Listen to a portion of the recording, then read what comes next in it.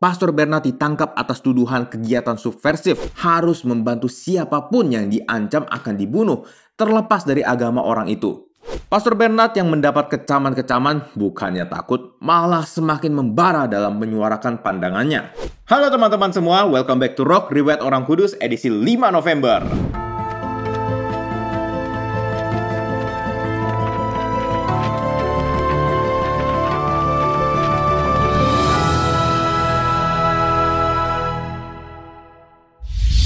Hari ini kita akan membahas riwayat dari Beato Bernardo Lichtenberg, martir Jerman. Sebelum kita mulai, monggo di-share dulu video ini supaya semakin banyak orang dapat hidup kudus lewat teladan para santa-santa. Oke, tanpa berlama-lama lagi, mari kita mulai! Cerita berawal di Olawa, Polandia tanggal 3 Desember 1875. Lahirlah seorang anak laki-laki bernama Bernardo Lichtenberg dalam keluarga Kristen yang saleh. Ia merupakan anak sulung dan tinggal di tengah-tengah masyarakat Protestan. Sejak kecilnya, ia sudah memiliki panggilan menjadi seorang presbiter atau imam. Ia kemudian belajar di seminari di Innsbruck, Austria, dan ditabiskan sebagai imam di tahun 1899. Pelayanan pertamanya ia lakukan di Gereja Hati Kudus di Charlottenburg, dan setelah itu menjadi pastor militer selama masa Perang Dunia Pertama yang berlangsung dari tahun 1914 sampai 1918. Tahun 1932, setahun sebelum Nazi berkuasa, Pastor Bernard bertugas di Katedral St. Hedwig, Berlin, dan aktif menyerukan perdamaian dan semangat anti-perang. Ternyata seruannya ini membuat kuping dari Joseph Goebbels panas, yang berujung pada kecaman-kecamannya kepada Pastor Bernard. Emang siapa sih Joseph itu? Joseph Goebbels adalah seorang loyalis sekaligus kaki tangan Adolf Hitler, yang juga mendukung gerakan antisemit. Antisemit merupakan suatu sikap permusuhan ataupun prasangka buruk terhadap kaum Yahudi dalam bentuk-bentuk penganiayaan atau penyiksaan. Pastor Bernard yang mendapat kecaman-kecaman bukannya takut, malah semakin membara dalam menyuarakan pandangannya. Bisa dibilang pandangannya cukup berbeda dengan pandangan kebanyakan institusi politik dan sosial pada waktu itu yang sudah tunduk pada kekuasaan Nazi. Ia menjadi juru bicara komunitas Yahudi di Berlin dan menyuarakan kalau seorang imam Katolik harus membantu siapapun yang diancam akan dibunuh, terlepas dari agama orang itu. Tanggal 9 dan 10 November 1938 terjadi peristiwa bernama Kristallnacht, atau kalau diterjemahkan artinya malam kaca pecah. Kejadian ini dilatar belakangi insiden pembunuhan diplomat Jerman Ernst von Rath oleh oknum Yahudi bernama Herschel Greenspan. Nazi yang mengamuk kemudian menyerang orang-orang Yahudi di seluruh Jerman dan Austria secara membabi buta. 8.000 toko dan rumah orang Yahudi hancur, 180 sinagoga dirusak dan dihancurkan oleh orang-orang Nazi, sehingga banyak serpihan kaca berserakan di jalan. Itulah sebabnya tragedi ini dinamakan Malam Kaca Pecah. Melihat tragedi ini, pastor mengecam dan melawan kebrutalan Nazi dari mimbar Katedral St. Hedwig. Dan sejak saat ini, ia terus berdoa bagi orang-orang Yahudi dan semua korban rezim Nazi.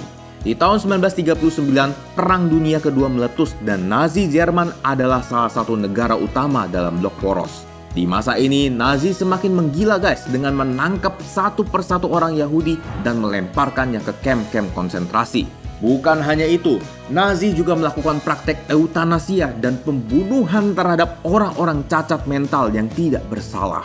Perlakuan yang tidak manusiawi ini membuat Pastor Bernard semakin lantang dan terbuka menentang segala macam aktivitas gila dari Nazi. Penentangannya ini berujung pada penggeledahan pastorannya tanggal 23 Oktober 1941 oleh tentara Nazi. Di sana ditemukan tulisan-tulisan yang ia persiapkan untuk homili misa di minggu itu. Di hari itu, Pastor Bernard ditangkap atas tuduhan kegiatan subversif atau gerakan menjatuhkan kekuasaan. Saat ia diinterogasi, ia diminta untuk menarik apa yang sudah ia tuliskan. Namun sekali lagi ia menolak dan menentang perlakuan Nazi terhadap orang Yahudi karena bertentangan dengan iman Kristen. Beberapa bulan setelah penangkapannya, bulan Mei 1942, ia dijatuhi hukuman 2 tahun penjara karena khotbahnya yang dianggap mengkhianati rezim Nazi. Ia lalu dipenjara di Tegel dan pernah dikunjungi oleh Uskup Agung Berlin, Konrad Kardinal von Preysing.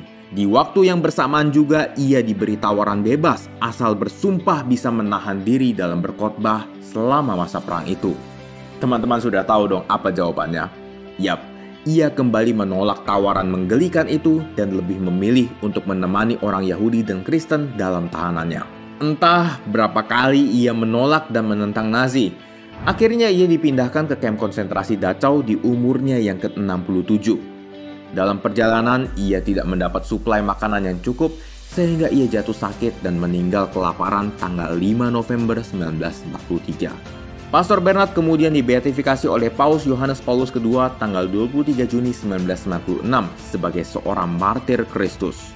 Teman-teman, dalam proses beatifikasinya, Paus membuka dengan ayat, "Jangan takut kepada mereka yang dapat membunuh tubuh, tetapi tidak berkuasa membunuh jiwa." Di mana ayat ini dilaksanakan secara sempurna oleh Beato Bernardo, guys. Ia tak pernah takut terhadap orang-orang yang mengancamnya. Bahkan ketika ia ditangkap, ia terang-terangan mengatakan kalau Nazi salah dan bertentangan dengan iman Kristen. Terus apakah teladannya masih relevan sekarang? Tentunya masih dong. Walau zaman sudah berubah, sudah tidak ada perang dunia, teknologi sudah maju, tapi tanpa sadar setiap harinya kita berhadapan dengan tantangan seperti yang dialami Beato Bernardo.